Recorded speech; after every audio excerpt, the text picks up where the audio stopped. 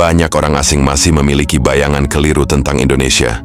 Sebagian mengira negeri ini identik dengan kota-kota tertinggal, jalan becek, atau suasana pedesaan yang jauh dari modernitas. Namun, semua anggapan itu langsung runtuh ketika seorang bule menapakkan kaki untuk pertama kalinya di Indonesia. Sejak turun dari pesawat, rasa kaget tak bisa ia sembunyikan. Bandara internasional yang megah, jaringan transportasi modern, hingga gedung-gedung pencakar langit yang menjulang tinggi membuatnya terdiam. Saya pikir Indonesia itu sederhana dan jauh dari modern. Ternyata kenyataannya benar-benar berbeda, ucapnya dengan ekspresi takjub.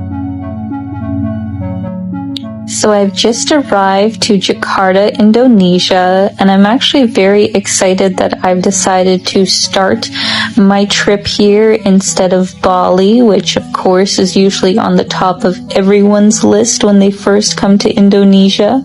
So far, I have really been enjoying my time here. I think my favorite district has been Sudirman, which is like the financial district of the city, and also Menteng has been really nice. So if you're thinking of coming to Jakarta and it's your first time, I would definitely recommend staying in one of those two districts.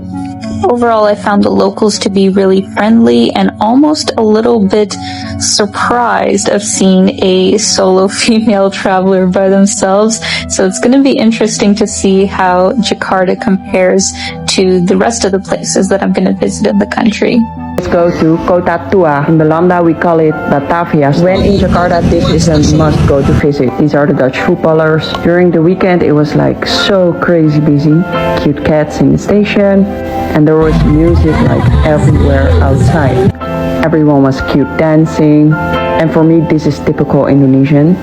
Sitting, eating, and doing nothing. Vorige keer dat ik hier was er even niemand op het plein en dus ik ben helemaal gevolgd. A shot from Nederlandse Handelsmaatschappij. Especially my dad came here often in the past. He was really impressed. This place contains a lot of history where we can learn from colonial times. And this is the governor's kantor. Keterkejutannya perlahan berubah menjadi kekaguman. Apa yang ia temukan di Indonesia bukan sekadar modernitas kota besar, melainkan juga perpaduan unik antara kemajuan dan kehangatan budaya lokal. Dari teknologi transportasi yang terus berkembang, pusat perbelanjaan yang ramai, hingga keramahan warga yang selalu menyapa, semuanya meninggalkan kesan mendalam. Ia pun mengakui, Indonesia jauh berbeda dari bayangan awal yang melekat di pikirannya. Negara ini tidak hanya berkembang, tapi juga punya jiwa yang hangat. Rasanya, saya ingin lebih lama tinggal di sini, tuturnya. Cerita ini menjadi pengingat bahwa Indonesia tak bisa lagi dipandang sebelah mata. Dari kota hingga desa, dari modernitas hingga tradisi, negeri ini punya daya tarik yang membuat siapapun jatuh hati sejak langkah pertama.